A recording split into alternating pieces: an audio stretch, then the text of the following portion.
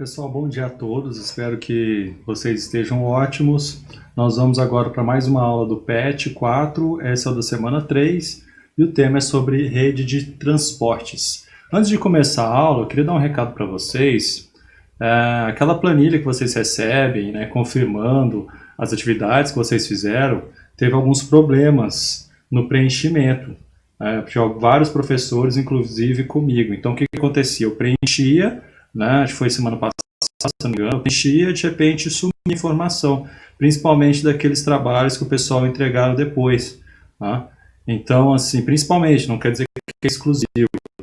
Então, peço paciência, né? É uma coisa muito chata que aconteceu, muito ruim pra gente. Imagina você fazer o mesmo trabalho 3 vezes, né? Eu preenchi 3 vezes, mesmo assim estava sumindo. Então, se acontecer isso, você recebeu lá a planilha e fala, pô, mas eu fiz o trabalho, está constando aqui, pode me mandar por e-mail, tá? Manda seu nome, a sua turma, aí que eu vou conferir, né, se realmente fez, e vou colocar lá na planilha novamente, tá? Então, vamos começar. O conteúdo está bem tranquilo, né, nesse PET 4, continuando falando sobre transporte, né? Então, as redes de transporte seria esse conjunto de modalidades de transporte, como a gente já viu, tem o ferroviário, tem o rodoviário, tem o do marinho, fluvial, né? Tem também os oleodutos, gasodutos, mineroduto e por aí vai. Então, é esse conjunto de vias de transporte, né, ou de mercadorias ou de pessoas, que é uma rede de transporte. Então é o seguinte, quanto maior a variedade dessa modalidade, melhor será, né, porque cada meio de transporte ele tem as suas vantagens e suas desvantagens. Então, uma região próspera, digamos assim, ele não vai ter um modal de transporte, ele vai ter vários, né? Quando a gente pensa no transporte urbano, é a mesma coisa, né? Uma cidade que tem vários modais de transporte, que tem metrô, que tem ônibus, que tem VLT, que tem ciclovias, né? Normalmente o trânsito ele flui melhor do que apenas um modal, tá? Então a gente vê o desenvolvimento de uma localidade através dessa rede de transportes. Então a parte interessante aqui, para avaliar se essa rede é boa ou não, né, a gente tem que analisar a qualidade das linhas, se elas funcionam, se elas não dão problema, né?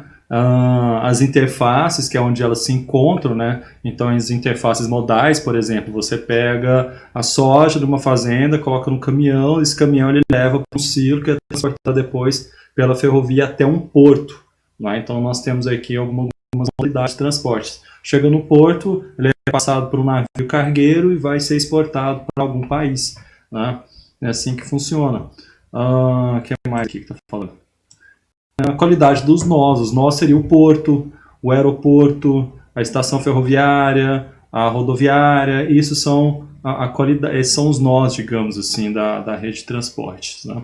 Uma curiosidade é que aqui em Uberlândia, alguns anos atrás, eles estavam licitando, né, uma interconexão próximo do aeroporto para carga, seria, né, com modal de ferroviário, aeroviário, lógico, aeroporto e também rodoviário. Né? Não sei o que deu, parece que a licitação deu certo, ninguém se interessou, não sei se eles vão retornar, mas é algo muito interessante, né, para a exportação de produtos.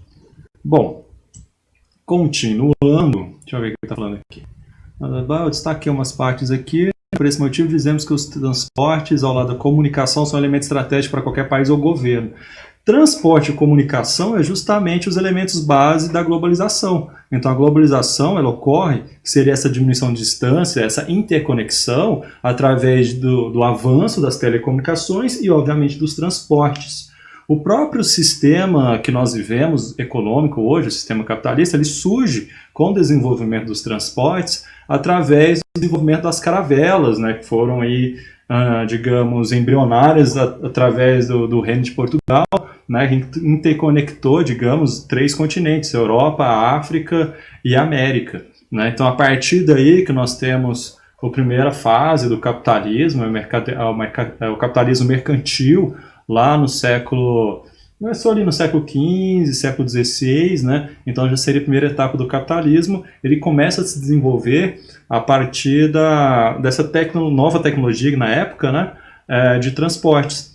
Então, a globalização, ela nasce junto com o capitalismo, digamos assim.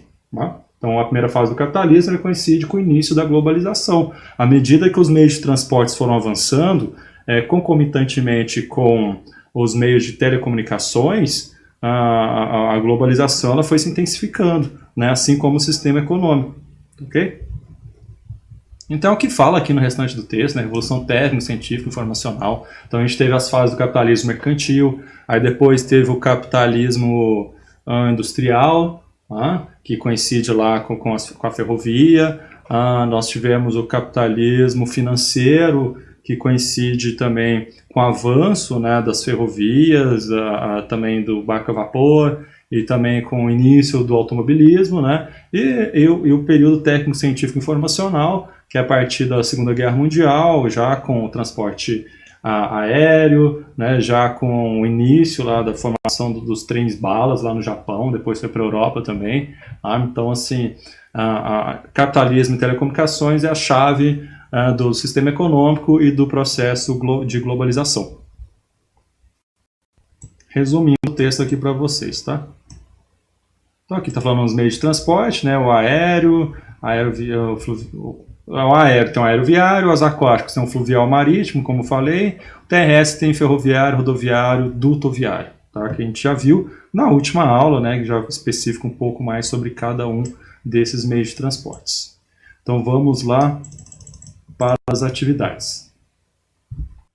Bom, a questão está assim. O que são as redes de transporte e como elas se consolidam? As redes de transporte, a gente acabou de ver sobre isso, né? Qualquer coisa pode voltar no texto. E elas se consolidam como? Através do avanço da economia, do avanço da urbanização, do avanço da estrutura de uma localidade. Então, assim, quando a gente pega uma região muito populosa, ela tende a ter uma rede de transporte mais densa também. Regiões pouco povoadas, digamos assim, ela tem uma rede de transporte, digamos, menor. Então, as redes de transportes, elas vão acompanhando também, ou deveria acompanhar, né, o crescimento da população. Lógico que a gente pega um país como o Brasil, nós temos regiões muito populosas que é muito precária a rede de transportes, né? Eu posso falar tanto dessa rede de transporte interconectando municípios, ou uma rede de transporte urbana, né? Nós temos muitos problemas aqui no Brasil, nós temos um sistema de transporte horroroso, né? Que nós temos, foi privilegiado o transporte individual, né? Por meio de veículos automotores, as grandes manchas urbanas, elas deveriam ter metrô há muito tempo, né? A gente pega aí cidades em países, eu não gosto de ficar comparando, porque cada país tem seu histórico, tem sua realidade completamente diferente, né? Mas nós temos muito que melhorar. E a rede de transporte do Brasil, que é um país considerado continental, né? Porque se o Brasil fosse uma ilha, ele seria praticamente um continente, né? Já que o Brasil é maior que a Austrália. Não sei se vocês sabem. A questão do continente é o seguinte: se for maior que a Austrália, é continente. Se for menor que a Austrália, é uma ilha, tá? Então, por isso que fala-se que o Brasil é um país continental. Realmente, é praticamente o tamanho de um continente. Então, o que acontece? Tem muitas falhas no sistema de transporte do Brasil, acho que todos sabem disso, né? O sistema foi privilegiado o sistema rodoviário, ele não funciona.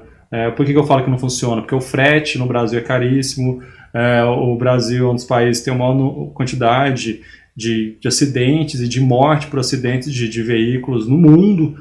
Então, assim, é bem deficitário mesmo, o transporte aéreo é muito caro, ele tem seus problemas, né, nos nós, que seriam os aeroportos, que são tem muitos defeitos, tem muitos problemas e por aí vai. 2. Explica o porquê da necessidade dos modais de transporte estarem atualmente interligados nesse mundo globalizado. Ora, o mundo globalizado, ele tem como base transporte de telecomunicações, como eu falei, né? Então, o mundo globalizado, ele privilegia o quê? Interconexões. É a base do mundo globalizado. Então, há necessidade dos diferentes modais, diferentes tipos de transporte estarem conectados, interconectados. É o exemplo que eu dei do aeroporto de Uberlândia, né? Isso ficaria muito mais barato você exportar e importar produtos se esses sistemas, esses modais, que cada um tem suas características, fossem próximos um do outro e funcionassem, né, de uma forma mais ágil, aumentaria a agilidade. Então é o seguinte, é necessário, né, que esses modais eles estejam interligados justamente para baratear o transporte de mercadorias, para ter um sistema mais ágil, efetivo, né, de transporte tanto de mercadorias como de pessoas, né? Então ele tem uma relação à qualidade. 3. O desenvolvimento dos países depende da estruturação dos territórios para a difusão e distribuição de cargas, mercadorias e pessoas. O próprio sistema capitalista, em sua conjuntura embrionária, bem no início, só conheceu o seu inicial desenvolvimento e expansão a partir da estruturação técnica de um importante sistema de transporte que foi, e eu falei no início da aula, se você prestou atenção, se você assistiu a aula, você vai saber. 4. Em geral, países com dimensões continentais encontram mais dificuldade em desenvolver uma logística eficiente, pois, além de enfrentar as distâncias, né, que são bastante longas, há o desafio de se superar as adversidades climáticas e obstáculos naturais, né? Que seria as diversidades climáticas no Brasil?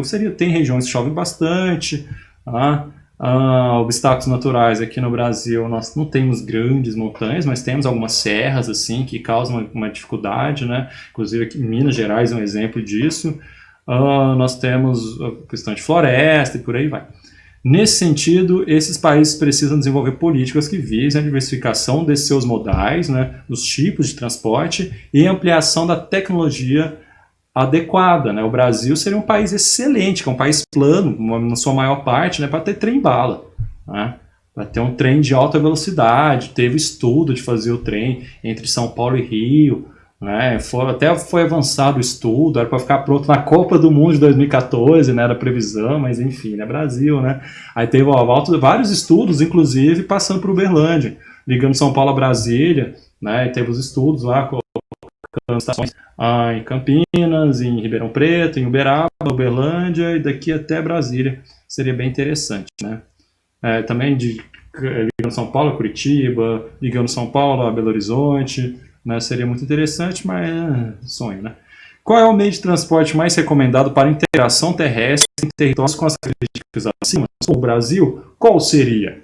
Acabei de falar, né? Rafael fala demais, Pacheco conta sem querer a resposta. Bom, sobre os diferentes tipos e usos dos transportes no Brasil e no mundo, considero as afirmações a seguir. 1. Recomendado para distâncias menores, porém com custos mais elevados. A vantagem está em transportar o produto do início ao fim, ou seja, retira-o desse seu local de produção e entrega-o ao seu destino final sem a necessidade de outros meios de transporte. É o mais utilizado no Brasil, né? 2. Utilizado para grandes distâncias, envolvendo principalmente o deslocamento de pessoas e mercadorias de custo e lucro mais elevado. Apresenta um elevado custo, porém uma velocidade maior. É o que é o sistema mais veloz, porém o mais caro, né? Quem viu a última aula vai saber isso de forma bem tranquila, qual que é esse sistema, né? Então, aí para colocar o que, na verdade? Vocês vão colocar isso aqui, ó. Ou aéreo, ou aquático. Não, na verdade, assim, você pode colocar aqui de baixo, ó.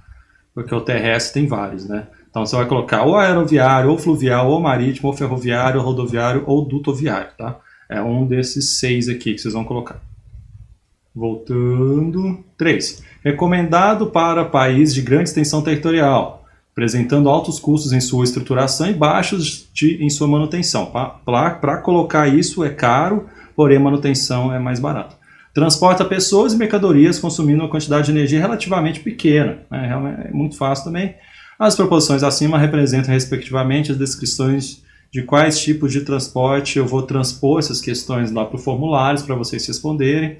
Tá? Acho que está bem tranquilo esse conteúdo do PET 4 até agora, mas qualquer dúvida vocês podem me mandar pelo aplicativo. Eu já falei que o aplicativo, não sei o que acontece, eu tento lá colocar notificações, mas não está notificando, me manda pelo e-mail que está mais fácil para eu ver, tá? Para poder responder vocês. Então, bom, é isso, né? Até a próxima aula, fique bem, até a semana que vem.